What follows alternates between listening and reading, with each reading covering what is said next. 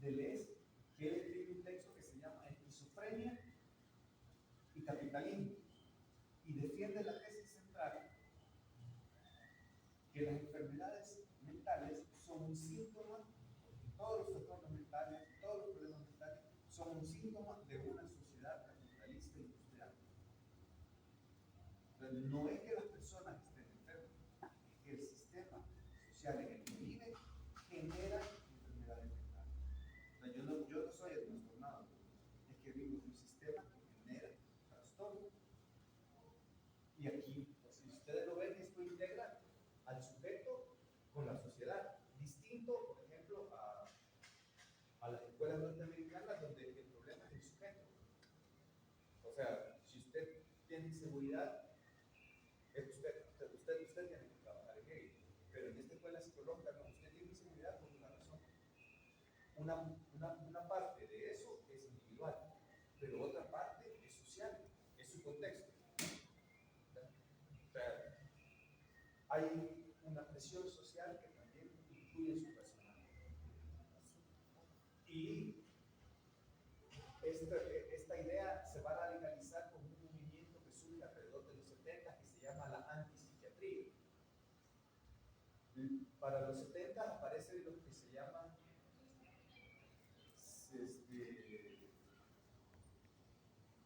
psicotrópicos de primera generación, son antipsicóticos de primera generación.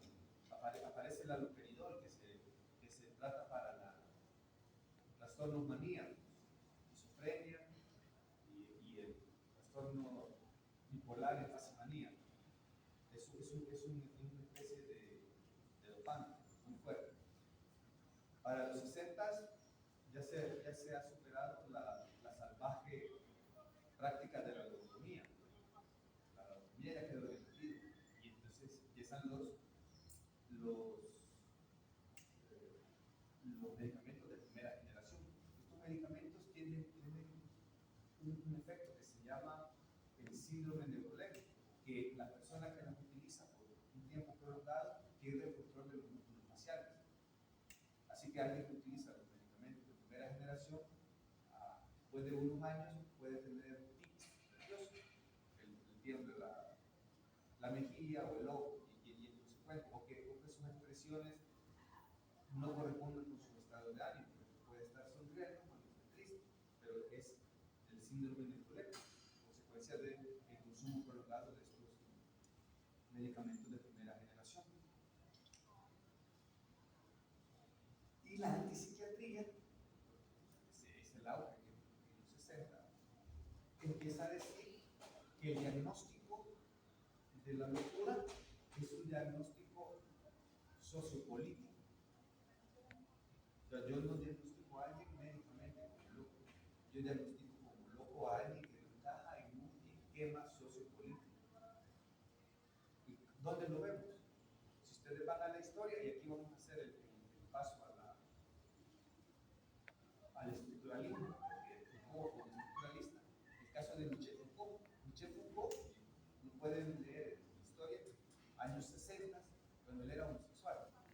Pero en ese momento, ¿qué pasa con el homosexual? No entra en el esquema. Entonces lo diagnosticamos como loco. Y si ustedes ven en la historia, en esos tiempos había clínicas de rehabilitación.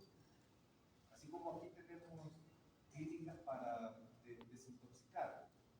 Alguien es adicto interno hasta que vaya perdiendo la adicción a alguna droga. Había una clínica de reeducación, ingreso al sujeto a que le curen la homosexualidad. Ese fue el caso de Foucault. Foucault lo ingresa y cuando está en esta clínica empieza a leer y empieza a darse cuenta de algo. Que las normas de locura son formas de control. Y él se va, escribe un libro que así se llama, Los Anormales, y hace una historiografía de la locura desde la Edad Media. Y hay otro libro que se llama Historia de la Locura. Pero en Los Anormales empieza a describir cómo lo que ahora, bueno, lo que en el tiempo de 1970 se consideraba enfermedad mental, ha tenido diferentes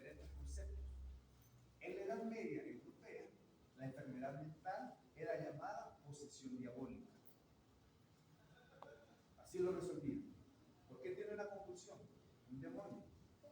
Pero la constante es que todos aquellos que no ingresaban en el canon recibían esta etiqueta.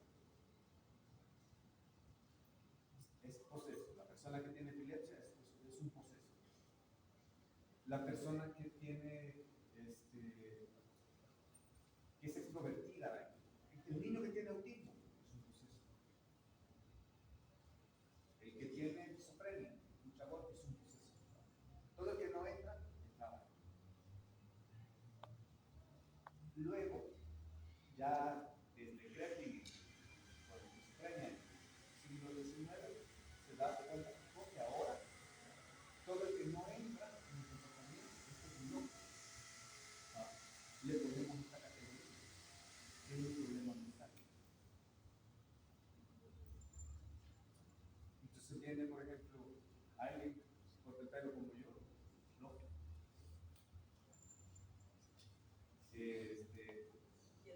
Vienen ustedes, por ejemplo, en shorts, el acto educativo y la formación. Esa es la razón. Viene la virtualización, nos vamos a las casas a recibir clases virtuales, entonces ustedes acaban con venir. Y más, no tiene la razón que nos dice, es decir, que al ponerse uñas usted no deja de aprender. Imagínense, yo me pongo una uña postiza y ya no aprendo. Esa es la idea de la norma. Yo me pinto el pelo y ya no aprendo. Una señorita se maquilla y ya no aprende. Esa es la idea de la norma. O acepta que esas normas no funcionan, o acepta que en los años de virtualización, como no hubo control de cómo se vestían, no han servido. Esa es la realidad. O acepta una o se acepta la otra. Porque no controlamos cómo se vestían. Y es lo que va a decir Foucault. Si usted se comporta de una forma distinta al patrón establecido, le cae una etiqueta. Y esta etiqueta ahora ya no tiene un trasfondo religioso, sino que ahora tiene una caracterización médica. Ya no es poseído, es loco. Y esto Foucault lo va a ver desde el estructuralismo. El estructuralismo es una corriente que aparece en la década de los 20 y empieza sobre todo por el análisis del lenguaje. Uno de los más grandes estructuralistas es el así llamado padre de la lingüística, Ferdinand de Saussure. Sentidos en la sociedad. Y yo le doy sentido a la realidad a partir de construcciones lingüísticas. Yo me refiero a él como el loco que usa una gorra si no hay sol. ¿Qué van a pensar todos ustedes? Porque es el discurso. En el momento que estoy aquí, como lo va a decir Foucault, yo soy la autoridad. Soy la figura de autoridad. Entonces, al ponerle yo esa etiqueta a él, la sociedad lo entiende así. Y entonces lo va a entender con la connotación negativa de él. Pero si yo digo, él es un sujeto que expresa su individualidad, ahí no hay problema. Es la construcción del lenguaje la que le da sentido a la realidad. O si yo digo, él es el respetuoso que no se ha quitado la boca, ya no es loco, ya es un enemigo. Es un enemigo, no está respetando. Y así, con el concepto que yo le vaya poniendo según el estructuralismo, voy generando un marco de realidad. Y a la hora de investigar en el campo de la psicología. Y volvamos al ejemplo anterior, el DCMI-4 que está ahora. El 5, tienen el DCMI-5, ese es el actual. Y ustedes pueden ser autocríticos. Deben seguir siempre el DCMI como palabra escrita en piedra, o puede equivocarse el DCMI. Eso tienen que resolverlo en su formación. Porque si el DCMI es la palabra última, bajada casi que del cielo, ni siquiera necesitan estudiar. Lo que necesitan es agarrar al DCMI, ver al sujeto y decir, se estaba viendo solo. Tenía esto, y ya lo diagnosticaron. Entonces, esa es una cuestión. Además, si hay 5, y ahora pues ya no.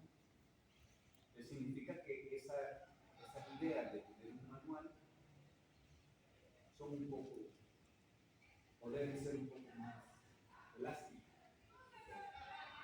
La idea de forjar un profesional aquí no es que siga una receta, sino que tenga criterios propios para poder cuestionar